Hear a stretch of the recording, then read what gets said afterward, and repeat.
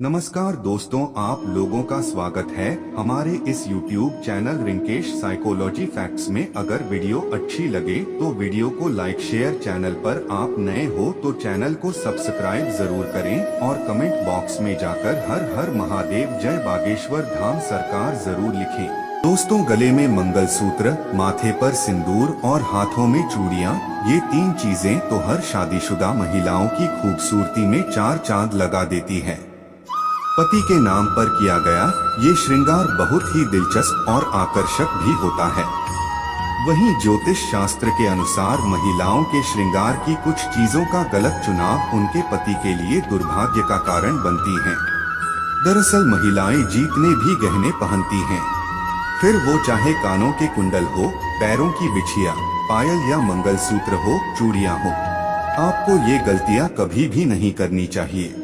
आज के इस वीडियो में हम सभी गहनों के बारे में बात करेंगे। चलिए सबसे पहले बात करते हैं कानों में पहने जाने वाले गहने, जैसे कि इयररिंग्स, टॉप्स, झुमके, कुंडल। दोस्तों, कानों में ऐसे कुंडल पहनने पर आपके ऊपर कष्ट आ सकते हैं, आपके पति पर कोई भारी विपदा आ सकती है।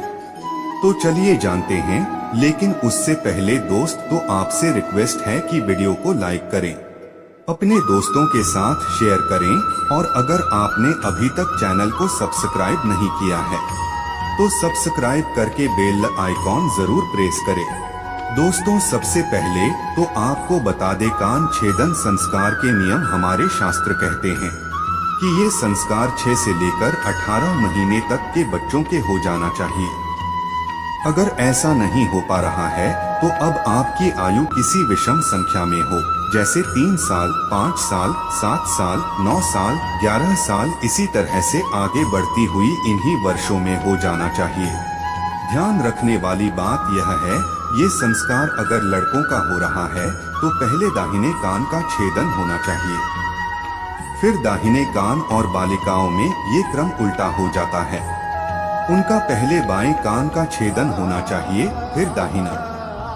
बालिकाओं में एक और चीज होती है, उनकी नाक, उसे भी छेदा जाता है और वो भी बायां। यहाँ पर सबसे खास बात ये है, शास्त्रों में स्पष्ट बताया गया है कि लड़कियों की नाक के बाएं ओर के हिस्से को छेदना चाहिए, सीधे हाथ की तरफ नाक कभी भी नहीं छेदनी चाहिए, वरना इससे दोष लगता है। दोस्तों, कानों में कुंडल पहनने से महिलाओं तथा बालिकाओं को स्वास्थ्य रोग, सिर दर्द की समस्याओं से छुटकारा मिलता है। ज्यादातर ये देखा गया है कि जिन महिलाओं तथा बालिकाओं के कान में छेद होता है तो वो इन रोगों से बची रहती हैं। साथ ही साथ इनके सोचने की शक्ति और याददाश्त और बढ़ जाती है। दोस्तों, शास्त्रों के अनुसार कान में ऐसा कुंडल किसी भी महिला को नहीं पहनना चाहिए। लगता है सबसे बड़ा पाप और लगती है ये घातक बीमारी। आजकल देखा जाता है कि ज्यादातर माताएं बहनें नकली धातुओं से बने आभूषण को धारण करती हैं, जिससे उन्हें तमाम तरह की परेशानियों का सामना करना पड़ता है। आपको सलाह दी जाती है कि इन चीजों से हमेशा बचें और लंबे समय तक इन धातुओं को कभी भी ना पहनें। आप कानों में कुंडल अगर पहनती है तो सोने तथा चांदी के धातु का ही प्रयोग करें। अगर आप कानून में किसी और धातु का प्रयोग करते हैं तो इससे आपके सभी ग्रह बिगड़ सकते हैं, आपके ऊपर दोष लग सकते हैं, यहाँ तक कि आपके पति पर सबसे बुरा असर पड़ता है। किसी और धातु को कान में डालने से कैंसर जैसी घातक बीमारी भी हो सकती है, इसलिए सावधान रहें। दोस्तों, अगर आप कान में सोने या चांदी के कुंडल नहीं डाल सकते हैं क्षमतानुसार या किसी और कारणवश, तो ऐसे में आप अपने कानों में नीम की डंडियां डाल सकते हैं। आपने अपने घर में बड़े बुजुर्गों को, नानी दादी को कहते भी सुना होगा कि कभी भी खाली का नहीं रहने चाहिए। कान में अगर आप कुछ ना डालना चाहे तो नीम की डंडियां जरूर डालकर रखें। दोस्तों, शादीशुदा महिलाएं सावधान रहें, नहीं तो आपके घर में अनर्थ हो जाएगा। शास्त्रों के अनुसार व्यक्ति पर सबसे भारी दोस्त अब लगते हैं जब वो किसी पराये व्यक्ति की चीज का इस्तेमाल करें। इसीलिए सुहागन महिलाएं कभी भी किसी और के कुंडल अपने कानों में ना डाले, अन्यथा आपका वैवाहिक जीवन खराब हो सकता है, उसका दोष आपके ऊपर आ सकता है। ऐसे में आपको मंगलसूत्र भी किसी और का इस्तेमाल नहीं करना चाहिए, नहीं तो बुरे परिणाम आपको झेलने पड़ सकते हैं। इसीलिए आपका वैवाहिक जीवन कभी खराब ना हो, आप ये सावधानी जरूर बरतें। दोस्तों, विवाहित महिलाएं पैरों में बीच की 3 उंगलियों में बिछिया पहनती है। ये गहना सिर्फ साज श्रृंगार की वस्तु नहीं है। बिछिया शास्त्रीय दृष्टिकोण से जितना जरूरी है, दोस्तों वैज्ञानिक दृष्टिकोण से भी उतना ही अच्छा है, क्योंकि ये साइंटिफिकली प्रूवन है कि दोनों पैरों में बिछिया पहनने से महिलाओं का हार्मोनल सिस्टम सही रूप से कार्य करता है। बिछिया पहनने से थायराइड की संभावना कम हो जाती है, गर्भाशय में समुचित रक्त संचार प्रवाहित करती है। दोस्तों, आजकल के बदलते फैशन के चक्कर में लोग इन सब चीजों को पहनने से शर्माते हैं, तो आपको तो प्राउड से पहननी चाहिए। कोई अगर आपको टोके तो उसे प्राउड से बताइए कि कितने इसके फायदे हैं साइंटिफिकली। और साथ ही दोस्तों, शास्त्रों की अगर बात करें तो बिछिया पहनना बहुत ही ज्यादा जरूरी है, वरना इसका असर आपके पति की आयु पर पड़ता है। इसलिए ये गलती आप ना करें। चलिए अब आपको बता दें ये कैसी बिछिया आपके लिए अच्छी है और कैसी बिछिया आपको नहीं पहननी है। दोस्तों, सोने के आभूषण तो कभी भी कमर के नीचे नहीं पहनने चाहिए, ये हमने आपको पहले भी बहुत बार बताया हुआ है। साथ ही इस बात का ख्याल आप रखें कि कभी भी आपको ढीली बिछिया जो आपके पैर से निकल रही हो, बार बार ऐसी बिछिया नहीं पहननी चाहिए, क्योंकि माना जाता है कि इससे पति पर कष्ट बढ़ते हैं। तो अगर ऐसी बिछिया पहनते हैं तो अच्छा होगा कि इसे तुरंत आप बदल लें। और वैसे भी दोस्तों, ढीली बिछिया गुम होने का भी डर रहता है, हो सकता है निकलकर कहीं गिर जाए, तो ऐसा बिल्कुल भी शुभ नहीं होता। जब अगर आपकी बिछिया गुम हो जाती है तो ऐसे में मां लक्ष्मी नाराज हो जाती है, जिसका सीधा असर आपके घर की आर्थिक स्थिति पर पड़ता है और आपके पति को भी कारोबार में दिक्कतें उठानी पड़ती है। तो इसीलिए आप सावधान रहें, ये गलती ना करें। चलिए अब आपको बता दें कि कैसे बिछिया अच्छी है।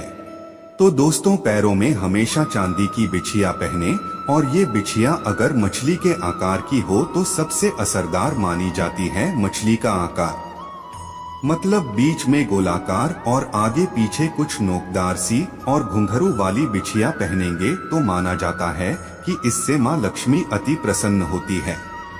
दोस्तों, आपने देखा होगा घर में बड़े बुजुर्ग भी जो पायल या बिछिया पहनते हैं वो घुंघरू वाली होती है, क्योंकि घुंघरू की आवाज मां लक्ष्मी को आकर्षित करती है। ऐसे घरों में मां लक्ष्मी स्थायी रूप से वास करती है। दोस्तों, गहनों की ही तरह कपड़ों का भी संबंध व्यक्ति की किस्मत से जुड़ा है। जो रोजाना हम कपड़े पहनते हैं उसके भी कुछ नियम हैं। कुछ ऐसी गलतियां हैं जो आमतौर पर घर में महिलाएं कर बैठती है और इससे गरीबी आती है। तो लोग बोलते हैं कि हमने तो सब कुछ ठीक किया था, फिर क्यों हमें दरिद्रता झेलनी पड़ रही है। वैसे भी दोस्तों, ये तो सब जानते हैं कि किसी मनुष्य के व्यक्तित्व में उसके कपड़ों का भी एक अहम किरदार होता है। वस्त्र न सिर्फ तन को ढकती हैं, बल्कि उनमें हमारे चरित्र, व्यवहार, आत्मविश्वास की भी झलक होती है। और आपको बता दें कि शास्त्रों के अनुसार आप किस तरह के कपड़े पहनते हैं ये बहुत ही ज्यादा महत्व रखता है। कहा भी जाता है कि इंसान की पहचान उसके कपड़ों से होती है। वर्तमान दौर में नए फैशन के चलते बहुत से लोग कटे फटे कपड़े, जीन्स टॉप पहनते हैं, या फिर कभी कभी हम लापरवाही में कपड़े की सिलाई खुल जाने के बाद भी उसे ठीक नहीं करते। यही सबसे बड़ी गलती आमतौर पर महिलाओं द्वारा घर में की जाती है। ज्योतिष शास्त्र के मुताबिक ऐसे कपड़ों को पहनना अशुभ माना जाता है। कटे फटे कपड़े पहनने से शुक्र ग्रह प्रभावित होता है और यह हमारे जीवन में होने वाली शुभ अशुभ घटनाओं के लिए जिम्मेदार हो सकता है। ज्योतिष शास्त्र के अनुसार कटे फटे कपड़े पहनने से शारीरिक क्षमता और ऊर्जा नष्ट होती है। इससे हमारा शरीर अनेक प्रकार की बीमारियों से ग्रस्त हो जाता है। शुक्र के प्रभाव से बचने के लिए आपको कटे फटे कपड़े पहनने से बचना चाहिए। महिलाओं को घर में इस तरह के कपड़ों को तुरंत ठीक कर लेना चाहिए और जो कपड़े अगर ठीक नहीं हो सकते हैं तो घर से बाहर कर दें। परिवार के सदस्यों को इस तरह के कपड़े ना पहने दें। कटे फटे कपड़ों को पहनने से दरिद्रता आती है, इसलिए भूलकर भी ये गलती अपने घर में ना होने दें। इस प्रकार के कपड़ों का इस्तेमाल नहीं करना चाहिए। दोस्तों ध्यान दें, शनिवार के दिन कभी भी नए कपड़े न पहने। नए कपड़े को केवल बुधवार, बृहस्पतिवार और शुक्रवार के दिन ही पहनना चाहिए। रात्रि के समय नए कपड़ों को बाहर नहीं छोड़ना चाहिए। इनमें नकारात्मक ऊर्जा प्रवेश कर सकती है, जो कि कपड़े पहनते समय हमारे ऊपर प्रभाव डालती है। तो दोस्तों, आप कोई वीडियो कैसा लगा हमें कमेंट में जरूर बताएं। इस वीडियो को लाइक करें, अपने दोस्तों के साथ शेयर करें और हमें सब्सक्राइब करना ना भूलें। और हाँ, इस वीडियो से कोई भी सवाल है तो आप कमेंट बॉक्स में जरूर लिखें।